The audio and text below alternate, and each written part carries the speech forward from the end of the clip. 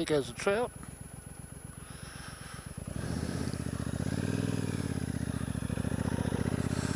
G'day viewer. Big Kev here on the Triumph. There's been a few videos out lately of people talking about depression and suicide. I'd like to give you a different perspective on that. I was involved in a couple of suicides when I was a train driver in Sydney, and I'd like to share with you that experience.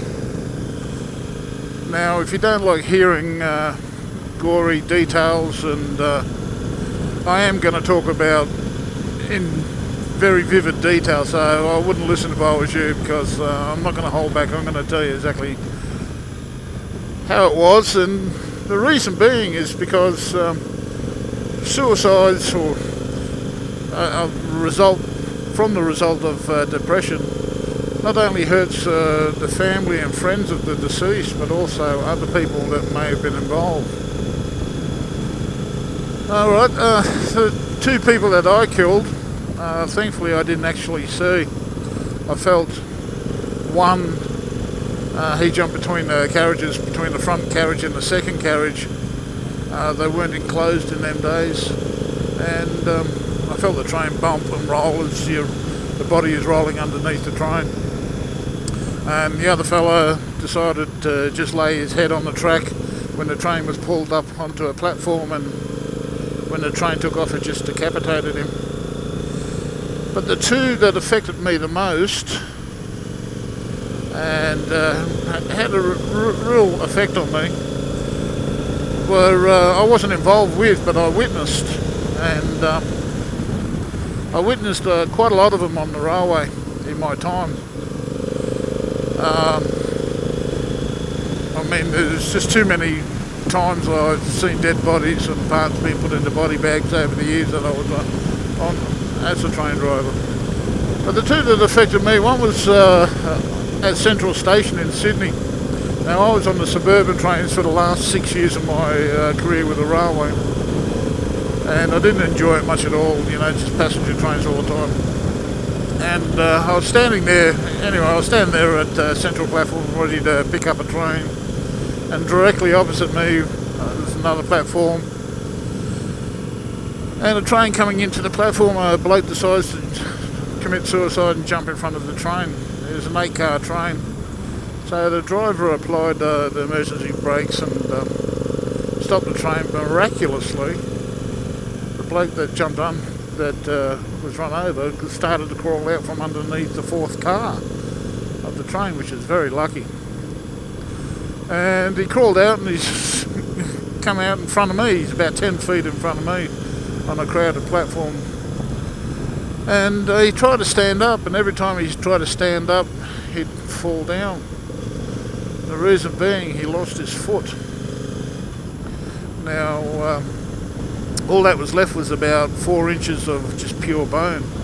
When he was trying to stand up, he'd just fall down because the bone was digging into the ballast and the blue metal, and he tried to do that about 3 or 4 times, and then he collapsed down crying. He was crying not because he was in pain, he was crying because he wanted to die, and he didn't. That really affected me for a hell of a long time. You know, we rented assistance and everything else, and he survived. But it did. It affected me for a long time, and that was a result from depression. Another one that affected me, and it was kind of weird, was I was a through runner on a train going through. The station was Carlton. There's a Carlton railway station in Sydney. It's just a minor. And in them days, it was a minor station. Not every train stopped there. And I was coming through, and not at a fast speed, but I could see this old fellow, trying to get down the stairs in a hurry. You know, and he had a walking stick, and I'm thinking, you know, like now, but it was instant, but at the time it seemed like slow motion.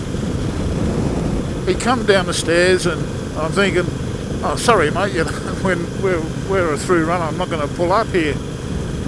And as he got down to the bottom stair and onto the platform, I made eye contact with him as I'm going past. And that eye contact only lasts for a split second, but I've never ever witnessed it in my life before or since. The look of utter sadness, it's hard to explain. I just saw, it's hard to explain. It was just, like he had given up, and it was just total depression, you would say. And as I'm going past, and I thought, oh, you poor bug. It was just, I had this feeling that I wanted to cry as I went past him, because seeing such sadness. But anyway, I got into Central Station, and I was waiting for a train to come in that I get off one train, got onto another one, and it was running late. So I went and saw the boss, and I asked him, I said, my train's running late. He said, yeah, there was a fatality at Carlton Railway Station that's put the trains out of whack a bit. And I said, oh no. I said, I bet it was an old bloke with a walking stick. He said, by the reports that he got, he said it was an old man with a walking stick. He said he was on the train that was behind you. The next train, he jumped in front of him. He did. He died through the result of depression. Now, there's a lot of people out there that live with depression, or family members or friends with depression, and the only thing we can do is support them. Those two, or the suicides that I've witnessed, and the attempted ones, and the result of a lot that I've seen over the years when I was on the railway, affected me greatly.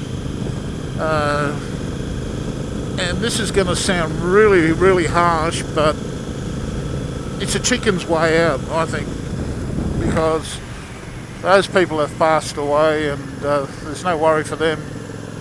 But we can try and look after them, give them all the support we can. Anyone that's suffering from depression, here in Australia we have a Lifeline. Lifeline is just a dial-up help. I'll put the number on the screen. It's a 24-hour service. If you're feeling depressed, or someone that is feeling that way, you can maybe be able to help them by getting someone to talk to them on Lifeline. So I'm sorry if I made a bit gory for you, but I just wanted to let you know that depression and suicide do affect other people. Alright, look after each other. Looks like I'm here for a while. I'm putting down new surface, and I'll catch you later.